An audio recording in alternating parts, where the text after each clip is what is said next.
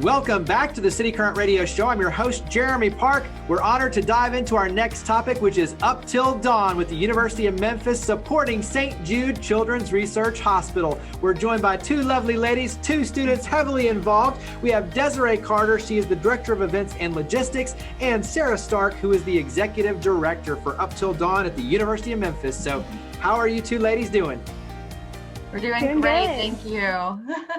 So let's get to know you personally and the reason that you got involved, and then we'll dive into Up Till Dawn in terms of what it is, the difference that you're making. So let's start on your end, Sarah, because you've been involved for a few years now. And so as the Executive Director, give us a little bit of your backstory stepping in with Up Till Dawn. Of course. So I started Up Till Dawn when I was a sophomore in college. I'm now a senior in college. And I started as a morale captain. So just a part of the organization, raising money, getting sponsorships, all of that great stuff. And then over the last couple of years, it's really developed. And my junior year, I was the recruitment director, and now I'm the executive director, all while doing this as being a student. I mean, it's awesome. This is such a great organization, and I started because I wanted to get involved, and it's developed into something more than just that. It's developed into something I'm passionate about and something that I will continue doing for the rest of my life. I will continue raising money for St. Jude because of this organization, and it's awesome. It really is. Yeah. And I definitely want to bounce back on your end, because especially being involved over the years, you've seen a lot of the different iterations between what's normal in person versus pandemic. So you will be a good benchmark of all of the lessons learned.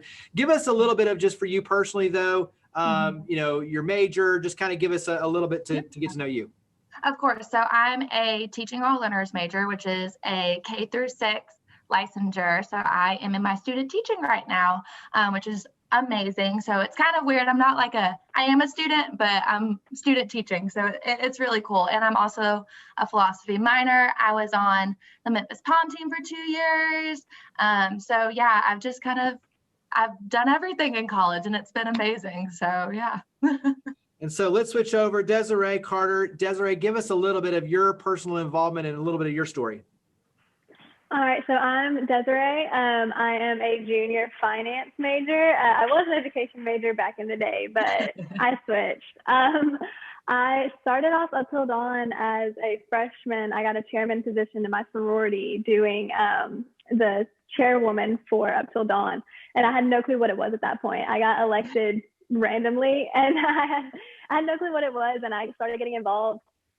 And I learned I grew to love it. I thought it was the most amazing thing ever. I went to finale that year. It was a ton of fun. And then the next year, my sophomore year, I was involved as a participant. And then this year, my junior year, I am now obviously the Director of Events and Logistics. And it has been so much fun to go from having a position for a fundraising event that I had never even heard of before, and I was thrown to this position of leadership, to willingly getting on the executive board and having so much fun with it, and then during a pandemic.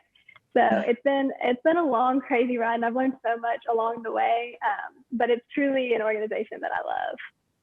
So let's talk about Up Till Dawn. For those who don't know or aren't familiar with it, describe how it works, because it is a national program, and obviously you're running the University of Memphis side of this, and there's a lot that goes into it. So describe Up Till Dawn. Up Till Dawn, we raise money throughout the year for St. Jude Children's Hospital. We have a bunch of events that we do yearly, and then some that we kind of make up along the way. We have the letter sending party every year, which the university is very glad to be one of the last remaining schools that still do the letter sending party.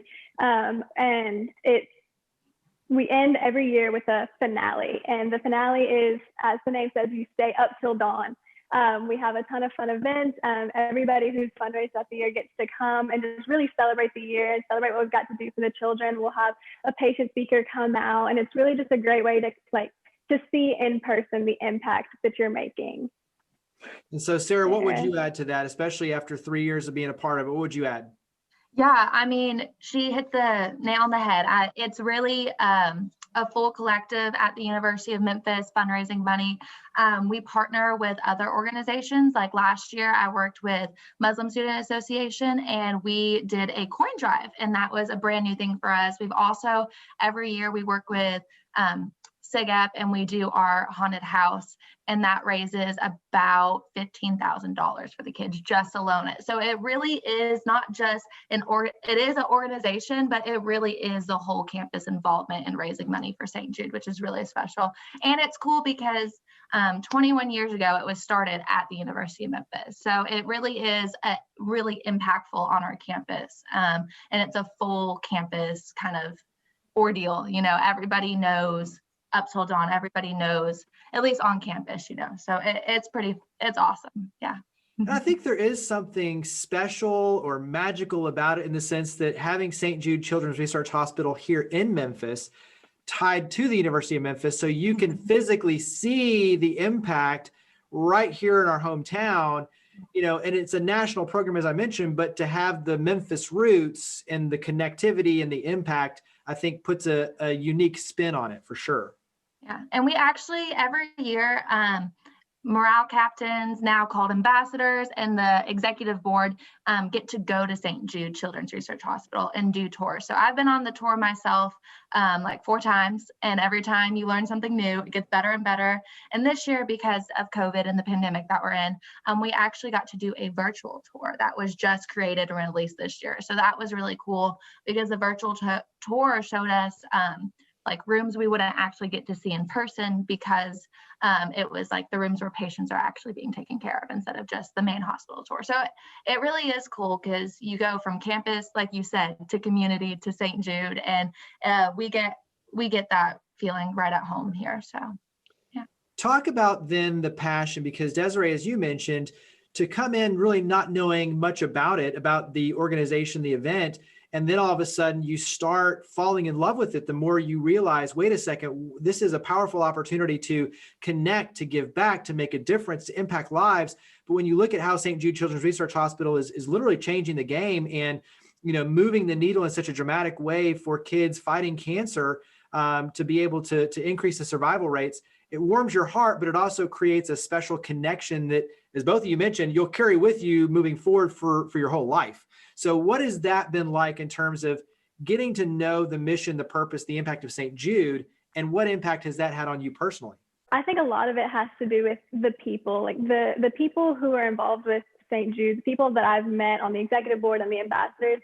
They are so inspiring. Like the way that it takes you, like the way that you fall in love with Up Till Dawn, you see it in older members, and you just want that because you see, like I saw Sarah last year as the recruitment director, and she has always been such a speaker for St. Jude and for Up Till Dawn, and it's just inspiring to hear her talk. And it's changed, like it just changes how you see things.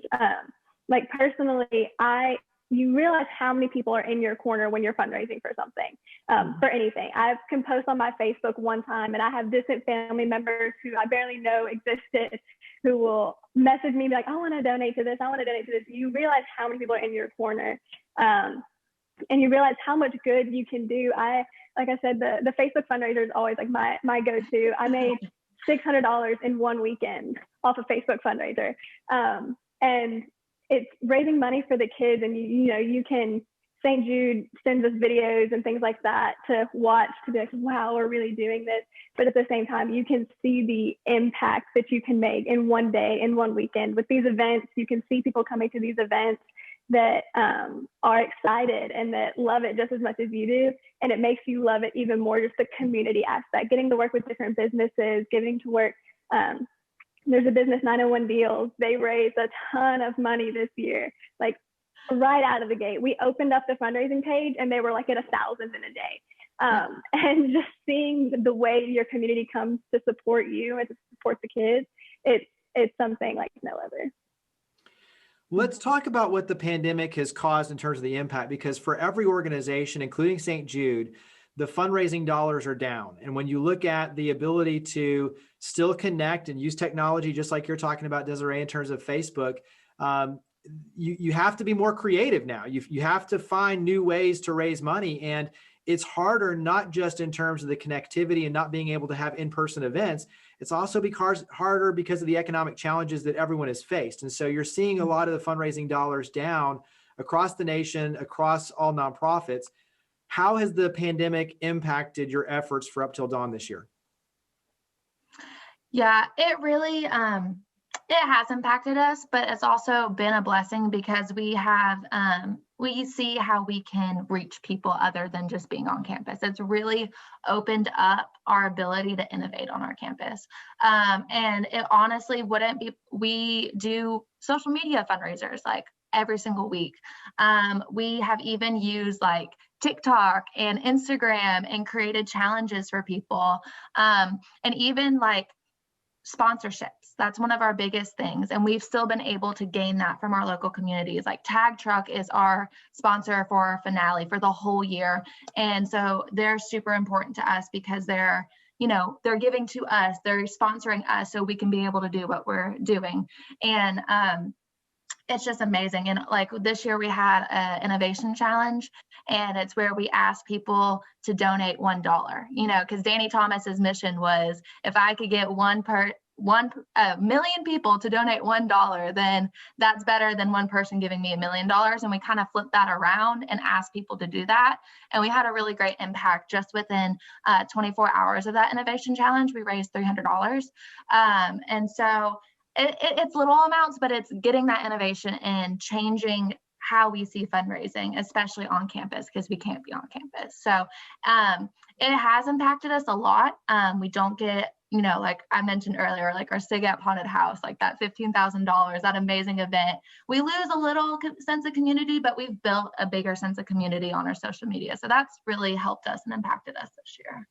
And you bring up a good point too, is finding other ways to create momentum and also hope, because even like the $300, that still, it shows momentum. It's like, okay, we can do this. We can build hope and carry this forward. And these are also lessons, I think, that one, we're all having to learn. So it's good from an entrepreneurial standpoint, from an innovation standpoint, but it's also good because it gives you, even when things normalize, which hopefully will be at some point soon, and we can be back in person, you can take all these lessons that you're learning and pass them down and do all of the above. So now it's not like, oh, we only have to do this. Now we can say, well, we have all of these new ways that we can, reach and connect and continue to drive forward and create this momentum. So for each of you, carry that forward into one lesson that you've learned through this process. So what's a lesson that you've learned in this?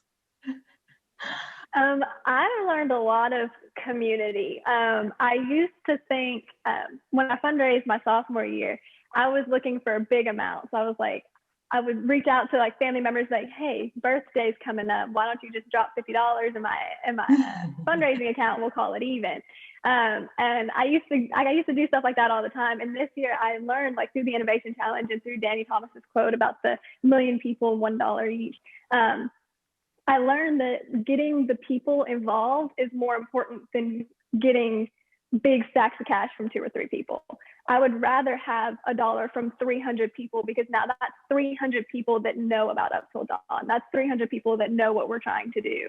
And I think that's obviously the money is is a big part of Up Till Dawn. That's what we're doing, trying to fundraise for the kids. But the community aspect and getting more people involved, that's 300 people we can reach out to next year. Maybe next year they'll give $2, and then next year they give $3. You never know.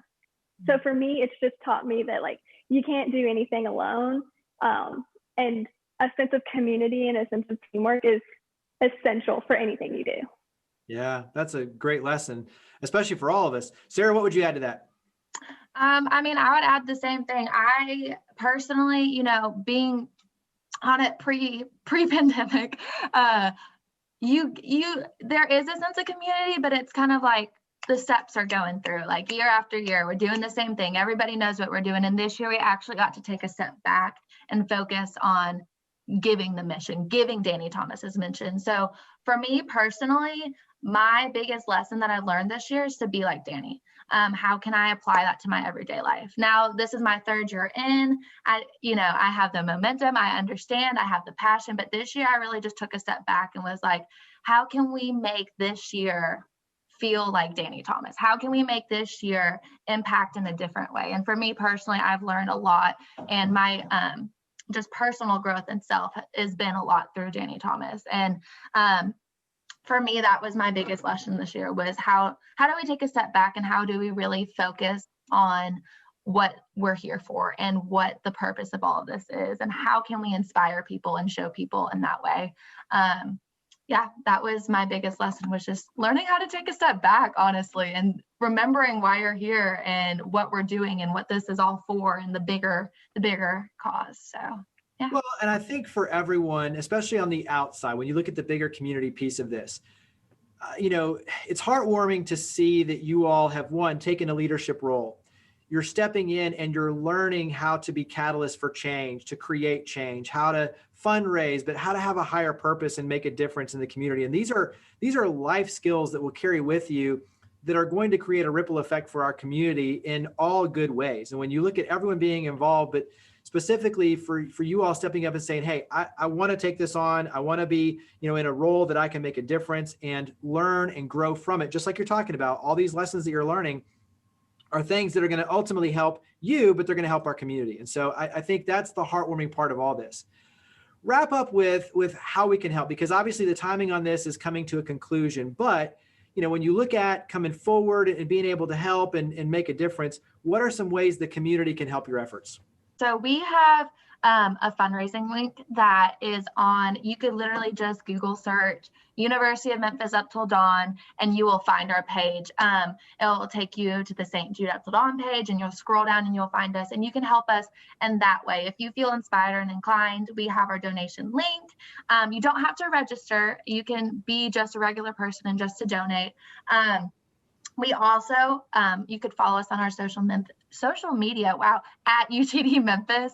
And we post all certain ways that you can fundraise. And also we have our link there.